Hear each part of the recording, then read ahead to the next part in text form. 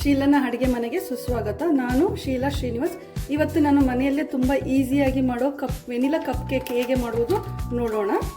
First 250 gram ಮೈದಾ ತೊಗೊತಿದ್ದೀನಿ.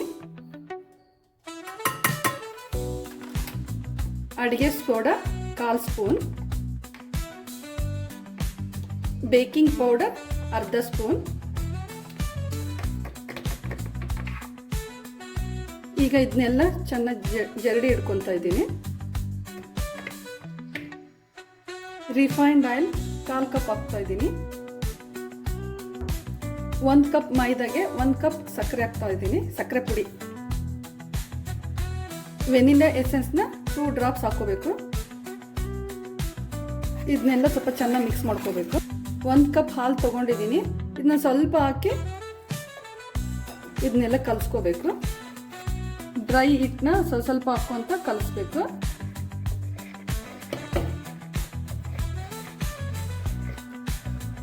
ಮಿಕ್ಕಿರೋ ಹಿಟ್ಟನ್ನ ಇದಕ್ಕೆ ಹಾಕಿ ಮತ್ತೆ ಸ್ವಲ್ಪ ಹಾಲು ಹಾಕಿ ಎಲ್ಲ ಚೆನ್ನಾಗಿ ಕಲಿಸ್ಬೇಕು. ಈ ಹದಕ್ಕೆ ಕಲಿಸ್ಕೋಬೇಕು. ಕಪ್ಪಿನ 1/4 ಭಾಗದಷ್ಟು ನಾವು ಹಿಟ್ಟು ಹಾಕ್ಕೋಬೇಕು ಕಲಿಸ್ಕೊಂಡಿರೋದನ್ನ.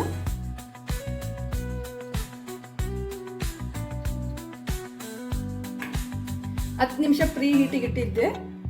ಈ ಕಪ್ ಕೇಕ್ ಹಾಕಿರೋದನ್ನ ಇದ್ರಾಗ ಇಡ್ತಿದ್ದೀನಿ.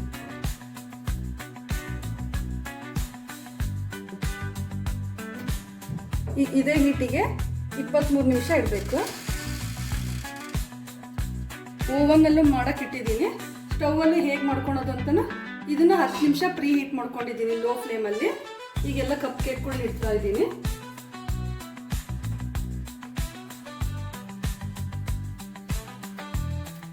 ಫ್ಲೇಮಲ್ಲೇ ಇರಬೇಕು. ಇದನ್ನು 20 ರಿಂದ 25 ನಿಮಿಷ ಹಾಗೆ ಮುಚ್ಚಿರಬೇಕು.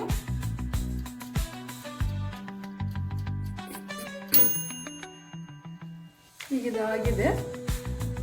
ಇದೆ ಇಲ್ಲಂತ ಚೆಕ್ ಮಾಡೋಕ್ಕೆ ಈ ಥರ ಚುಚ್ಚಿ ಇದು ನೋಡಿ, ಇದ್ರೊಳಗೆ ಏನು ಹತ್ತಿಲ್ಲ.